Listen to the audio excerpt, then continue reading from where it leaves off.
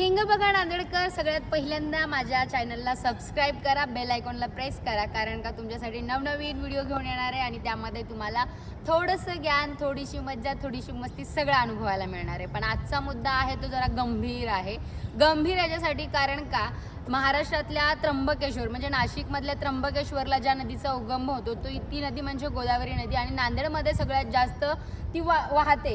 आणि नांदेडमधलं इतकं सुंदर असं गोदावरीला असताना सुद्धा माहिती आहे इथं काही दिवसांपूर्वी होती ती जलपर्णीच्या माध्यमातून एक तर पाण्यामधल्या माशांना त्रास होता, पाण्यामधल्या जलचर प्राण्यांना त्रास होता आणि त्याबरोबरच आपण गोदावरी नदीचं पाणी पितो. म्हणजेच गोदावरी नदीचं पाणी आपल्या सगळ्या नांदेडकरांना येतं.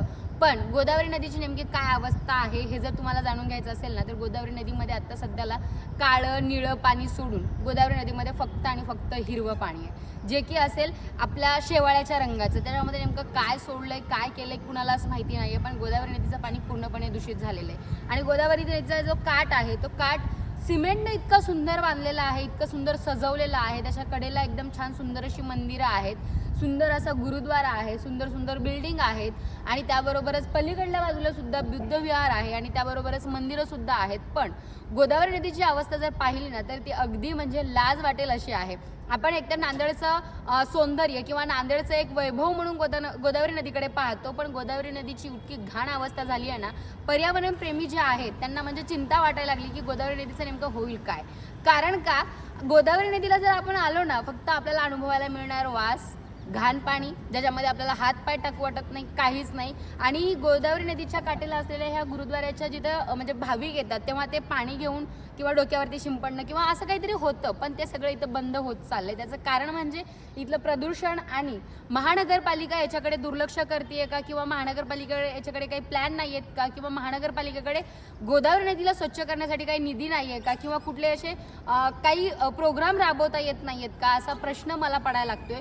कारण का गोदावरी नदीला स्वच्छ ठेवणं हे तुमचं आमचं काम आहे आणि गोदावरी नदी स्वच्छ झाली तर म्हणजे आपल्यासाठी चांगलं आहे, पर्यावरण चांगलं होतं आणि पर्यावरण चांगलं असेल तर आपलं आरोग्य चांगलं आहे. संध्याकाळच्या वेळेला जर तुम्ही म्हणलात की शतपावलीसाठी किंवा फिरण्यासाठी किंवा मोकळा श्वास घेण्यासाठी नदीच्या काठाला जर येतो म्हणत असाल तर तुम्ही गोड गैरसमजात आहात. कारण का गोदावरी नदीच्या काठाला येणार तेव्हा तुम्ही बिमार पडणार, कारण का इतका घाण वास आहे.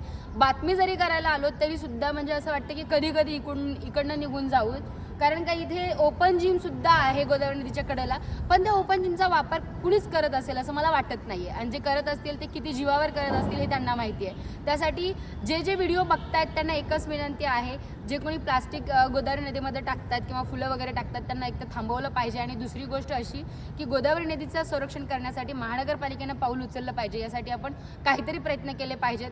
जर समजा तुम्हाला काही प्लॅन सुचत असेल तर कमेंटमध्ये नक्की सांगा आणि चॅनलला सबस्क्राईब करा, लाईक करा, व्हिडिओला शेअर करा आणि जर काय वाटलं तर मला नक्की सुचवा. तर काय वाटतं गोदावरी नदीचं संरक्षण कोण करू शकतं आणि कशा पद्धतीने केलं जाऊ शकतं यावरती तुम्ही आवर्जून कमेंट करा. तुमच्या ज्या आयडियाज आहेत त्या आयडिया मी इन्स्टावरती जास्त करून पोस्ट करेल, कारण का इन्स्टाला खूप जास्त फॉलोअर्स असल्या कारणाने तिथून अधिक जलद गतीने हे व्हिडिओ जास्त लोकांपर्यंत पोहोचेल. तर बघा, सांगा, कमेंट करा तुम्हाला काय सुचतं इथे, त्याला बघूयात आपण. चलो, थँक्यू.